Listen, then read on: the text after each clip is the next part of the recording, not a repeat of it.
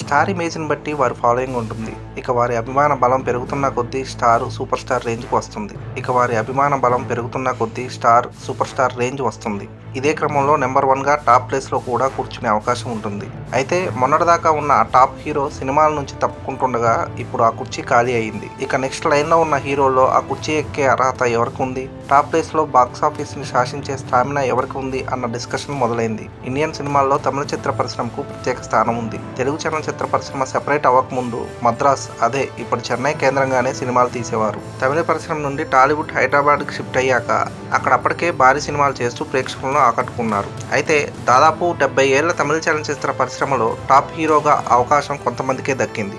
ఎంజీఆర్ టైంలో ఆయనే star.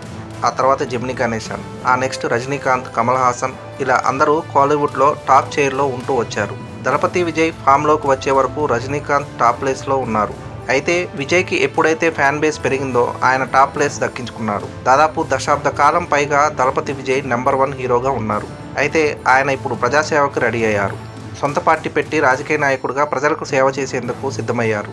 Cinema వాళ్ళు రాజకీయాల్లోకి వచ్చి చరిత్ర సృష్టించడం తెలిసిందే. వారి దారిలోనే దళపతి విజయ్ కూడా పాలిటిక్స్లో తన మార్క్ చూపించాలని ఫిక్స్ అయ్యారు.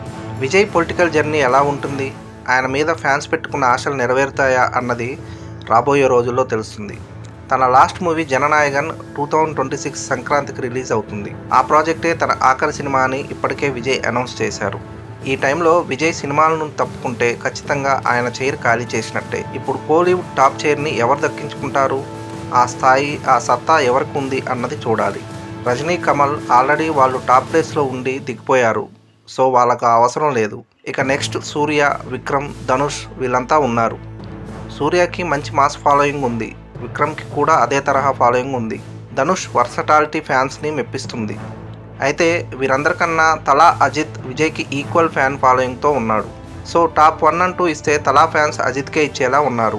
అయితే ఎవరి ఫ్యాన్స్ వాళ్ళు తమ హీరో నెంబర్ 1 అనుకోవడంలో తప్పులేదు. ప్రస్తుతం కోలీవుడ్ బాక్సాఫీస్ కష్టకాలంలో ఉంది. దాన్ని హిట్ ట్రాక్ ఎక్కించే సారథి, కథానాయకుడు అవసరం ఉంది. సో ఈ టాప్ ప్లేస్లు, ఈ కుర్చీ ఆటలు పక్కన పెడితే విజయ్ తప్పుకుంటే మిగతా హీరోలందరికీ కూడా తమ సత్తా చాటే అవకాశం ఉంది. మరి కోలీవుడ్లో టాప్ చైర్పై మీ కామెంట్ ఏంటి? ఆ సీటుకు ఎవరు అర్హులు? మీ ఒపీనియన్ని కామెంట్ రూపంలో తెలియచేయండి.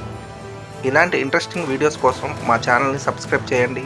పక్కనే ఉన్న బెల్ ఐకాన్ క్లిక్ చేయడం వల్ల మా వీడియోస్ మీకు నోటిఫికేషన్ రూపంలో వస్తాయి.